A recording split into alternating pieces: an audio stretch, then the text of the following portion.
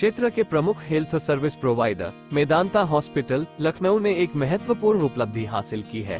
Hospital के breast cancer विभाग की स्थापना के बाद से पिछले 18 महीनों में यहां सफलतापूर्वक 100 ब्रेस्ट कैंसर सर्जरी की गई है।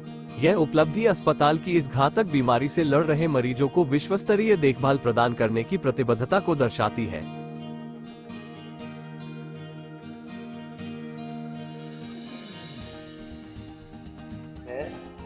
मेदांता की ब्रेस्ट सर्जरी टीम ने 100 cases of breast cancer successfully accomplish किए। इसमें 95% फीमेल से 5% मेल ब्रेस्ट कैंसर्स थे। 94% जो है जिनको सिम्टम थे, या तो लम्प था या निपल डिस्चार्ज था, लेकिन 6 ऐसे पेशेंट्स हैं जो एग्जेक्टिव हेल्थ चेकअप में मैमोग्राफी स्क्रीनिंग में डिटेक्ट हुए। ऑपरेशन 57% केसेस में हम ब्रेस्ट बचा पाए, जिसको ब्रेस्ट प्रिजर्विंग ऑपरेशन कहते हैं, और बाकी 43% केसेस में हमें ब्रेस्ट निकालना पड़ा क्योंकि उनका ट्यूमर 4 सेंटीमीटर से ज़्यादा था या कई ट्यूमर्स ब्रेस्ट में थे। इसके अलावा 37 पेशेंट्स में हम ऑन्कोप्लास्टी किया, जिसको ब्रेस्ट रीशेपिंग कहते हैं, कि ब्रेस्ट प्रिजर्व तो किया, साथ साथ में उसको ब्रेस्ट रीशेप भी कर दिया, सो दैट उनके ऑपोजिट ब्रेस्ट से मिलता जुलता वो ब्रेस्ट। 46% केसेस में हमने सेंटिनल लिम्फ नोड की नई टेक्निक अप्लाई किया, जिससे उनका आर्मपिट डिसेक्शन या एक्सिलरी डिसेक्शन बच गया, और उससे आगे होने वाली प्रॉब्लम जैसे स्वेलिंग है, शोल्डर का रेस्ट्रिक्शन है, कार ड्राइविंग में दिक्कत है, ये सब कॉम्प्लिकेशंस बच गए। 50 पेशेंट्स में कीमोपोर्ट के डिवाइस हम लोगों ने लगाया, जिससे कीमोथेरेपी देने में सुविधा हो और पेनलेस कीमोथेरेपी पेशेंट को लग सके। 10% पेशेंट्स हमारे रूरल बैकग्राउंड के थे और 90% पेशेंट्स जो है वो अर्बन बैकग्राउंड के। 75% पेशेंट्स ने सर्जरी के बाद कीमोथेरेपी की आवश्यकता थी, जिन्होंने मेदांता में स्वयं यहाँ पर कीमोथेरेपी ली, और 50% में रेडियोथेरेपी भी ली। 24 पेशेंट ऐसे थे जिसमें कीमोथेरेपी पहले देनी पड़ी क्योंकि उनका एडवांस ब्रेस्ट कैंसर था, और कीमोथेरेपी देने के बाद फिर उनका ऑपरेशन किया गया। As far as age is concerned, youngest patient हमारा 31 साल का था और ओल्डेस्ट पेशेंट 79 ईयर्स के। इसमें से 13 पेशेंट ऐसे थे जो 40 साल से कम उम्र में थे। इसको हम लोग यंग ऑनसेट ब्रेस्ट कैंसर कहते हैं। ये इंपॉर्टेंट इसलिए कि उनकी और बहुत सारी प्रॉब्लम्स होती हैं, जिसको जैसे फर्टिलिटी प्रिजर्वेशन है, ये सब चीज़ें प्रॉब्लम, उनको काउंसलिंग की जाती है और उनका ओवम को क्रायो फ्रीज किया जाता है अगर वो तैयार है उसके लिए, ताकि आगे वो अपनी फैमिली बढ़ा सकते हैं, क्योंकि कीमोथेरेपी से उनका ओवम सारे डिस्ट्रॉय हो जाते हैं, तो उनको फर्टिलिटी उनकी खत्म हो जाती है। कुल मिला के स्टेज 1 कैंसर्स 18 थे, स्टेज 2 55 थे और स्टेज 3 27 थे। तो मैक्सिमम पेशेंट्स हमारे स्टेज 2 में थे। हमारे 39 पेशेंट्स थे जिन्होंने आउट ऑफ पॉकेट यानी कैश एक्सपेंडिचर किया। 55 पेशेंट्स के पास हेल्थ इंश्योरेंस था और 6 पेशेंट सीएम फंड की सुविधा से अपना इलाज यहाँ पर करा सकते। डॉक्टर, ये बहुत कम सुनने में आता है कि पुरुषों में भी ब्रेस्ट कैंसर है, इसको लेके क्या कहना चाहिए? तो ये बहुत ज़रूरी है कि पुरुष भी अपना ध्यान रखें, और अगर उनको कोई गांठ महसूस होती है या उनके परिवार में ब्रेस्ट कैंसर की हिस्ट्री है, महिलाओं में ब्रेस्ट कैंसर की हिस्ट्री है, तो उन पुरुषों को थोड़ा जागरूक रहना चाहिए, और कभी भी गांठ मिले तो ब्रेस्ट सर्जन से मिल के संपर्क करें और अपनी जांचें करें। डॉक्टर, क्या कारण है कि लगातार ब्रेस्ट कैंसर के मामले बढ़ते चले रहे हैं? इसके 4-5 मुख्य कारण हैं। एक तो ये है कि थोड़ा हमारी लाइफस्टाइल थोड़ा स्ट्रेसफुल हो गई है, लैक ऑफ एक्सरसाइज है, अल्कोहल इंटेक अगर ज़्यादा है तो वो भी एक रिस्क फैक्टर है। ब्रेस्ट फीडिंग एक प्रोटेक्टिव फैक्टर है, तो अगर ब्रेस्ट फीडिंग महिलाएं नहीं करती हैं तो उनमें ब्रेस्ट कैंसर होने की संभावना रहती है। ओरल कॉन्ट्रासेप्टिव पिल्स अगर 5 साल से ज़्यादा लेते हैं तो वो slight increase in breast cancer होता है। हार्मोन रिप्लेसमेंट थेरेपी जो पोस्ट मेनोपॉजल वुमेन को देते हैं, वो अंडर सुपरविजन ऑफ डॉक्टर होना चाहिए। अगर अंडर सुपरविजन नहीं है तो उससे भी ब्रेस्ट कैंसर इंक्रीज होने की संभावना होती है। ब्रेस्ट कैंसर, जैसे कि मैंने बोला, सबसे ज़्यादा होने वाला कैंसर है, इसलिए महिलाओं को काफ़ी जागरूक होना पड़ेगा। इसके लिए आपको अपना ब्रेस्ट सेल्फ एग्जामिनेशन हर महीने एटलीस्ट 3 महीने में या तो फिर एक बार ही ज़रूर करना चाहिए। स्तन में कोई भी गांठ हो, चाहे वो दर्द करती हो चाहे वो ना करती हो, अवश्य डॉक्टर को दिखाएं। या ब्रेस्ट में से, निपल में से कोई डिस्चार्ज आना, जैसे कि रेड डिस्चार्ज आना, वो ज़्यादा इंपॉर्टेंट है अगर वो एक ब्रेस्ट से आ रहा है। अगर कोई डिस्चार्ज दोनों ब्रेस्ट से आ रहा है, इसका मतलब तब भी आपको दिखाना है, बट अगर सिंगल ब्रेस्ट से आ रहा है और अपने आप आ रहा है कोई डिस्चार्ज, तो वो बहुत इंपॉर्टेंट है कि आप तुरंत ही दिखाएं। या ब्रेस्ट में कोई लालपन होना, कोई निप्पल पे अल्सरेशन होना या स्किन पे कोई अल्सर होना, ब्रेस्ट में कुछ भी गड़बड़ लगे, आप तुरंत ब्रेस्ट सर्जन को दिखाएं।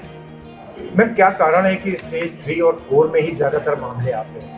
इम्पॉर्टेंट ये है कि गांठ जो है वो तभी आपको फील हो पाएगी जब वो 2 या 3 सेंटीमीटर के ऊपर होगी। छोटी गांठ आपको फील नहीं हो पाएगी ब्रेस्ट में, इसलिए स्क्रीनिंग कराया जाता है कि स्क्रीनिंग में आपको मैमोग्राफी होगी तो ब्रेस्ट में गांठ छोटी भी होगी तब भी वो मिल जाएगी।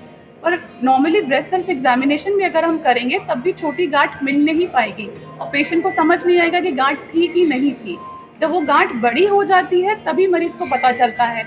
और कुछ ऐसी भी प्रॉब्लम होती है कि मरीज दिखाना नहीं चाहता डॉक्टर को, क्योंकि वो ब्रेस्ट के संबंधित होता है, इसलिए उनको डॉक्टर नहीं मिलते दिखाने को, या फिर वो अपनी फैमिली के प्रति इतना बिजी रहते हैं कि अपने कामकाज में कि वो अपने हेल्थ को बिल्कुल टाइम नहीं दे पाती महिलाएं। तो इसलिए अपने लिए एटलीस्ट एक दिन तो निकालें कि अपने जांच करें, और अगर कुछ प्रॉब्लम हो तो अपनी फैमिली को अवश्य बताएं और आगे डॉक्टर को दिखाएं। मैम किसी उम्र से संबंधित है कि किस उम्र के बाद करना चाहिए या किसी भी उम्र में? किसी भी उम्र में ब्रेस्ट कैंसर, आजकल तो हमें बहुत यंग फीमेल्स भी ब्रेस्ट कैंसर मिल रहा है, बट जो स्क्रीनिंग होती है वो आइडली 40 ईयर से ऊपर हम लोग बोलते हैं कि हर महिला को मैमोग्राफी कराना चाहिए हर 2 साल में एक बार। जो भी सामर्थ्य हो उनको तो कराना चाहिए। One thing, first of all, of course, I want to just say thanks to sir, क्योंकि उन्होंने जो कुछ भी मुझे एडवाइस किया, I just listen to him. मेरे केस में सब कुछ, my lump was entirely benign, और लेकिन सर ने फिर भी बोला कि ठीक है, लम्प है, इसको क्यों रखना ही, सो इसको हम लोग निकाल देते हैं। और हम लोग ने बहुत सारे टेस्ट किए थे, लेकिन सारे ही टेस्ट में वो बेनाइन था। और जब हमने लम्प रिमूव करा सर ने, और उसको जब बायोप्सी के लिए भेजा, तो उसमें जो है स्टेज 1 का कार्सिनोमा सेल्स डिटेक्ट हुए। और सो आई वॉज वेरी लकी, क्योंकि अगर मैं सर की बात नहीं सुनती और सर्जरी नहीं कराती ये सोच के कि नहीं ठीक है, सब बेनाइन है, so that would have been little, I think, aggressive, more aggressive for me in the latter stage. So ये मैं सबको, I just want to give a message कि अगर कभी भी लम्प है और अगर डॉक्टर कह रहे हैं कि we should go for a surgery, तो we should definitely listen to him whether it is benign और not, that is the other factor. So this is only thing that I want to say. दूसरा चीज़, मेरी मम्मा को breast cancer था, और sir ने उसी समय हम सब, बिकॉज वी आर 3 सिस्टर्स, तो हमारे लिए एकदम कंपल्सरी किया था कि हमें मेमो कराना है। So this was just in my routine examination कि इतना अर्ली डिटेक्ट हो गया, and I am absolutely fine after the surgery. So thank you so much again, once again thanks to sir. Ma'am का बहुत बहुत thank you हूँ, शुक्रिया करती हूँ उनका कि उन्होंने सही टाइम पे सही डिसीजन हमको, मतलब मैं बहुत जगह मैंने दिखाया, ऐसा नहीं था जैसे सर मैम ने बोला, हमने बहुत जगह दिखाया, नियर बाय भी दिखाया, जो भी डॉक्टर्स थे गायनोकोलॉजिस्ट को ही दिखाया था, क्योंकि जिससे ट्रीटमेंट ले रहे थे। फिर फाइनली यहाँ पे मेरा बेबी हुआ था, तो उन्हीं को दोबारा से मैंने दिखाया, तो उन्होंने डायरेक्टली मुझे मैम सर के पास रेफर किया कि आप वहाँ पे दिखाओ, क्योंकि मेरा ट्यूमर साइज़ बहुत बड़ा था उस टाइम पे। सर ने बोला कि पहले कीमो होगी, कोशिश करेंगे कि साइज रिड्यूस हो, कंस्ट्रक्टिव सर्जरी हो जाए कि ब्रेस्ट बच जाए, बट ऐसा हुआ नहीं। बट क्योंकि वो कीमो इतना इफेक्ट नहीं किया, देन उन्होंने टाइमली उसको निकाला, क्योंकि इट वाज लाइक कि वो कंस्ट्रक्ट होने लग रहा था। मैम और महिलाओं को क्या कहना चाहेंगी, क्योंकि बहुत मैं खुद इस चीज़ पे काम भी करती हूँ, बट मेरे से भी शायद लापरवाही हुई इस चीज़ में, बट मैं यही बोलना चाहूँगी कि टाइमली अपनी हर किसी को जांच करवानी चाहिए, अपने सेहत के प्रति थोड़ा सा ज़्यादा जागरूक बनिए। हर 3 महीने पे या हर 6 महीने पे ज़रूर अपने बॉडी का चेकअप करवाइए, बहुत ज़रूरी है, सिर्फ हमारे लिए नहीं, सभी के लिए। अगर आप स्वस्थ हो तो आपका परिवार स्वस्थ रहेगा। Thank you. मैं तो ये बताना चाहूँगी कि मेरे डॉटर को हुआ था कैंसर, और हम उस समय काफ़ी स्केर्ड थे, लेकिन यहाँ आने के बाद हमने जब दिखाया डॉक्टर्स को, स्पेशली रोमा मैम को स्टार्टिंग में दिखाया था, तो जब गांठ उसको हल्की सी हुई, उसने तुरंत ही मुझे बताया था पहले तो हम लोगों ने ऐसी मैमोग्राफी कराई अलग से, उसमें कुछ निकला नहीं। उसके बाद जब यहाँ पे FNAC कराई गई, FNAC में थोड़ा सा उसको फील हुआ कि कोई वायरस है, लेकिन वो डिटेक्ट नहीं हो पा रहा था। उसके बाद हम PGI गए, PGI में हमें ट्रीटमेंट नहीं मिल पाया उतने अच्छे से।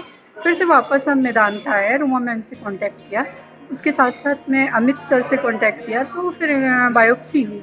बायोप्सी में डिटेक्ट हुआ कि कार्सिनोमा है। तो कार्सिनोमा अभी इनिशियल स्टेज पे था, लेकिन हम लोग 1 महीने इधर उधर चेकअप कराने में, और काफ़ी जो फैमिली वाले होते हैं तो ये कहते हैं कैंसर है तो कैंसर हॉस्पिटल ले जाओ, बॉम्बे ले जाओ, यहाँ दिखाओ, वहाँ दिखाओ, तो इसमें जो है काफ़ी टाइम जाया हो जाता है, जिसकी वजह से जो है स्टेज जो है बढ़ने लगता है।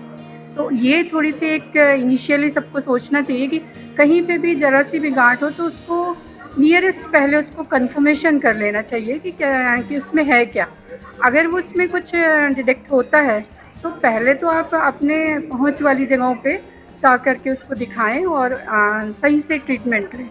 कई सारी ऐसी वजह जो डॉक्टर्स ने बताई, अभी फाइनेंशियल प्रॉब्लम है और यहाँ पे डॉक्टर्स की कमी है, जो कुछ शाइनेस होता है दिखाने में, लेकिन मतलब लकीली जो है मैं डॉटर में ये चीज़ें नहीं रही। उसको जैसे ही डिटेक्ट हुआ तो उसने बताया, और बताने के बाद हम लकीली यहाँ पे दिखाए भी, और बहुत अच्छे से यहाँ पे इलाज हुआ। हमें सारे डॉक्टर्स का, स्टाफ्स का काफ़ी सपोर्ट मिला। मैंने अकेले उसको हैंडल किया, फैमिली तो सपोर्ट में की, पर उसको मैंने यहाँ पे लाने ले जाने, बाकी सारी जो ट्रीटमेंट है उसके लिए अकेले मतलब उसको ट्रीट किया, और यहाँ पे बहुत अच्छे से हमारा इसका इलाज हो, और आज वो एकदम सही है, ठीक ठाक है। मतलब बाकी सर्वाइवल के लिए 100% उसका क्योरेबल था और है, और आगे भी होप्स हो कि हमारी तरह सारे लोग जो हैं जागरूक रहें और इस ट्रीटमेंट पे बढ़िया से इलाज करा के अपनी लाइफ को एंजॉय करें। Thank you.